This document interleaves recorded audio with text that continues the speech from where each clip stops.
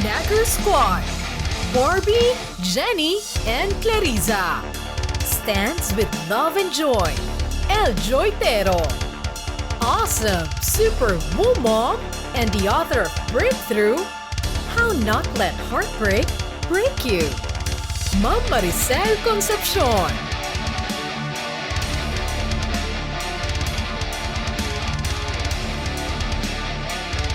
Gintong Parangal awardee is Philippines Man of Dedication and Philippines Social Media awardee as Star Brand awardee. From the Thoughts, Around the World, Mr. Ron Saron. Ilongga Queen Ambassador and Empowered Woman, Miss Abigail Laguta Balbuena. Blogger Ambassador and Gintong Parangal awardee, Mr. Nagger Simmer.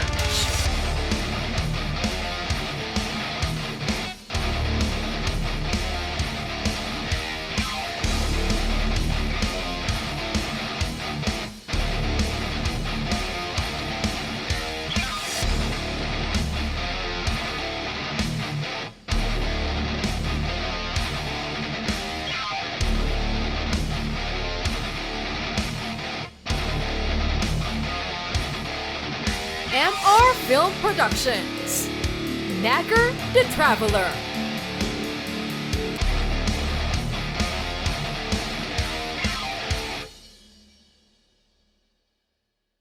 Hi guys! Mahulaan nyo kaya kung saan ang lakad ng iyong Kuya Nagger ngayong araw? Pues ako lang magsasabi sa iyo. Ngayong araw ang aking first interview radio station ng Radyo Agila. Himit ko si Ma'am Bel Surara ng Radyo Agila. Excited na ako mapunta doon. Samahan niyo ako guys.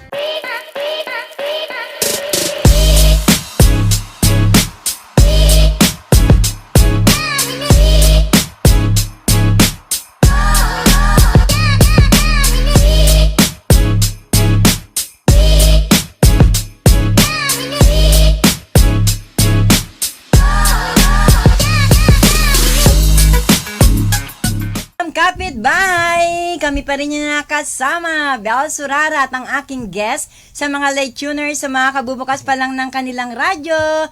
Hello, hello, hello mga kapitbahay!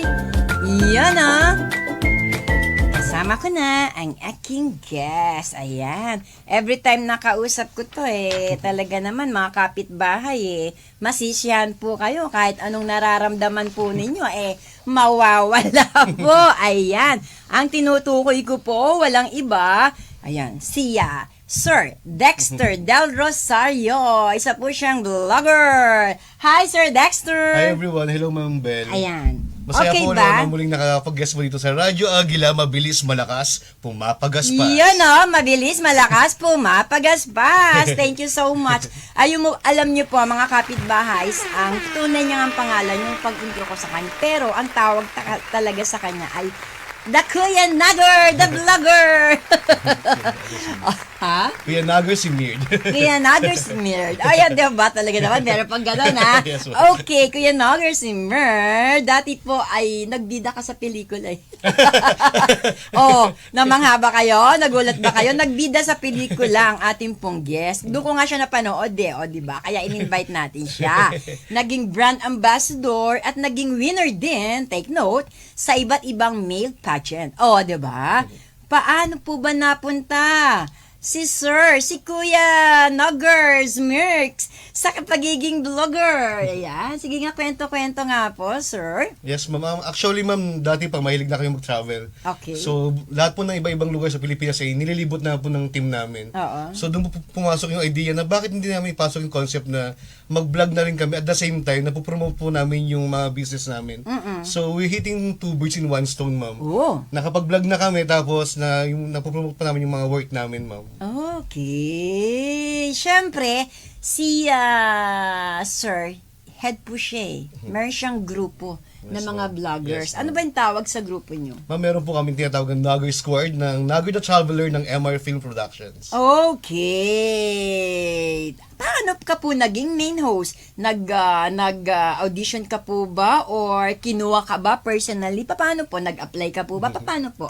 Share nga po. Actually, pumasok yung idea ng magaling namin director na si Mr. Ron Sarol, ma'am. Doon po nabuo yung group na bakit hindi tayo magsama-sama kasi bawat isa sa amin ay may kanya-kanyang istorya na masarap i-share, masarap ibahagi sa iba. Ang bilis-bilis mo daw magsalita. Baka hindi makuha ng ating mga kapitbahay na mga senior nakikinig. Tita SP, ayan. Hello po. Ayan, nakikinig sa radyo kasi iba. Alam mo naman, marami tayong listeners sa radyo.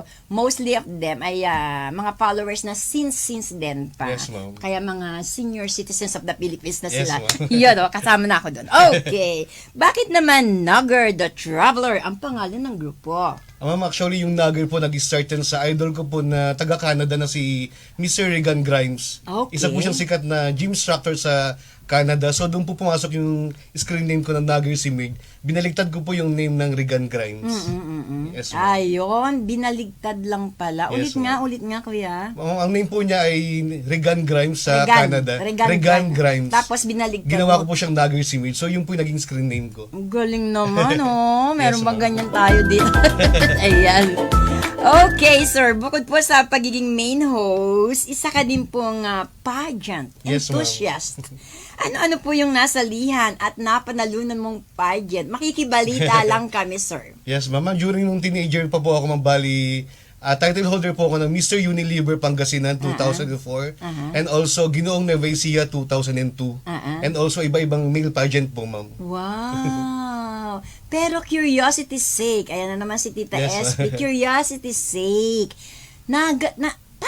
ano yun, hilig mo talaga na magjo-join ng mga ganyang contest? Yes, ma'am, kasi po nung medyo nagbibinata na ako, may mga talent agency po na lumalapit sa akin na bakit hindi mo try na lumaban sa mga pageant, yung mga ganun. So, tinry ko po na pumasok, ma'am. Ayun. Pero during your younger years, I mean, halimbawa ay high school days, Yes, ma'am. college Yes, days, ma'am. nandyan na ba sa katauhan mo or feeling mo na ba na talagang pwedeng-pwede kang mag-join ng pageant, male pageant? Yes, ma'am. Actually, nasa katawan ko, parang hilig na po Talagang ng hilig katawan na. ko. At Yes, saka, ma'am. mga supporters mo, di ba mga family mo, may supporters ka ba na Yes, hindi ma'am. ka ba hinadlangan, ang gastos-gastos niya na, Yes, kailangan ma'am. bumili ng gana na, di ba? Meron Opo. ba ganon? Wala naman, lahat po sila support naman po sa akin. Very good naman. Ayan, very good. So, bukod sa pagiging blogger and pageant enthusiast, ano pa yung talent ni Kuya Nugger?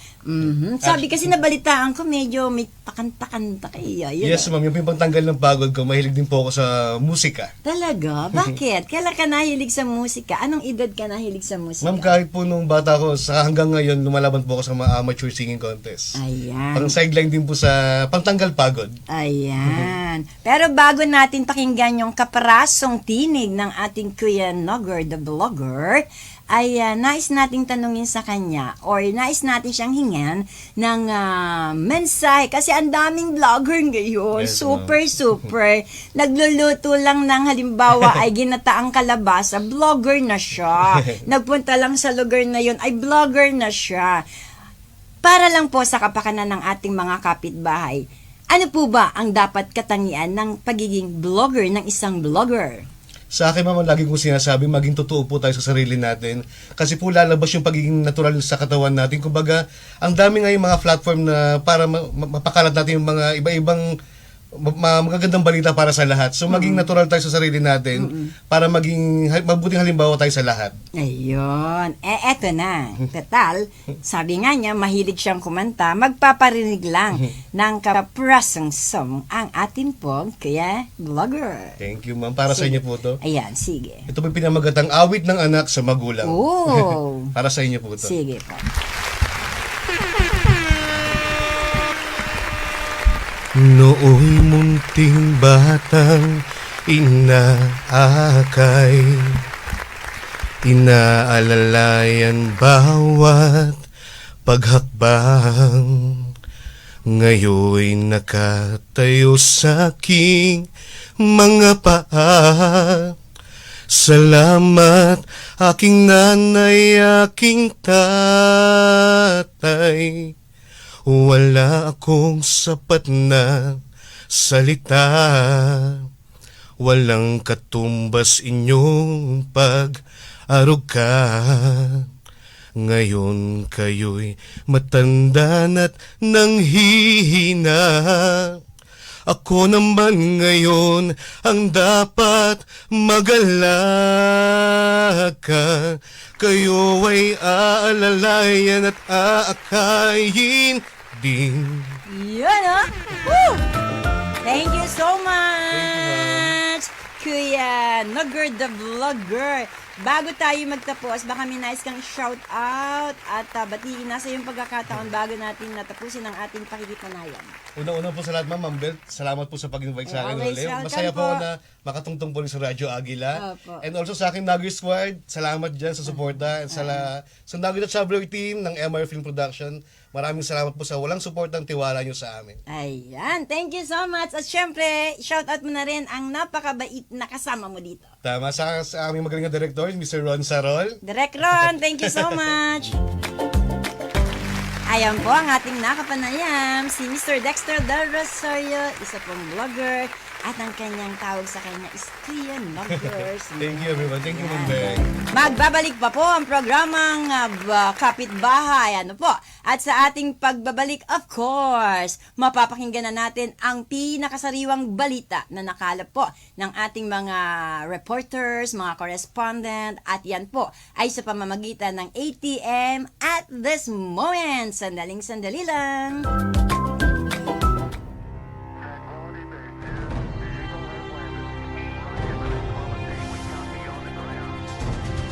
Hi guys, good evening. Ngayong kakatapos ng interview ko kay Ma'am Bel Sorara. Ang experience ko, syempre unang-una, thank you Ma'am Bel kasi it's an honor na makasama mo si Ma'am Bel sa radio station ng Radyo Agila na mabilis, malakas, pumapagaspas. Ayun, thank you Ma'am Bel sa buo ng Radyo Agila. Salamat sa pag-invite nyo sa akin. Sana makabalik po kami lahat ng buong team ng Nugget the Traveler. And also thank you, kaya kami nakilala doon dahil din kay Coach Lawrence, saka kay Sir Dong, salamat, saka Coach Carlo, salamat. Kaya muli kami nakaapak doon at muli kami nga-aapak muli sa Radyo Agila. At muli ako ang inyong Kuya Nugger, yung vlogger ambassador. Samahan nyo kami sa iyong Mike sa adventure na puno ng kaalaman at kwela. Mga pagkain special pero sweet and affordable. Mga travel getaway na swak sa budget na hindi kinakailangang mahal para mag-relax. Kaya like and subscribe para pilit ka sa aming next adventure. And you are watching Nugger the Traveler.